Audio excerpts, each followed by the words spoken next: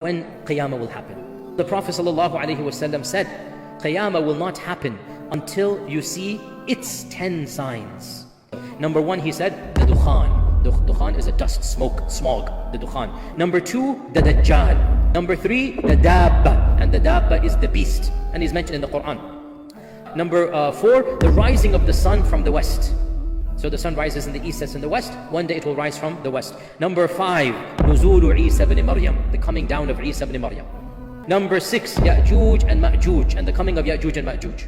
Number 7, 8, and 9, 3 zalazil, 3 earthquakes that will shake the world. There's going to be major. This isn't a regional earthquake. These are earthquakes that essentially the world will know it is an earthquake. 3 zalazil that will shake the world. In one hadith, each next one will be bigger than the first one. So it's going to be 3 consecutive earthquakes that are, the whole world will know that there is an earthquake taking place. And then he said, وَآخِرُهُنَّ, the last of these signs, number 10, the last of these signs is a blazing fire that will emanate in Yemen and will force the people towards Ard al-Mahshar, or the land of resurrection. The land of resurrection. The very last sign of Judgment Day will be the fire that will force people to gather in one place, and that will be the end of humanity.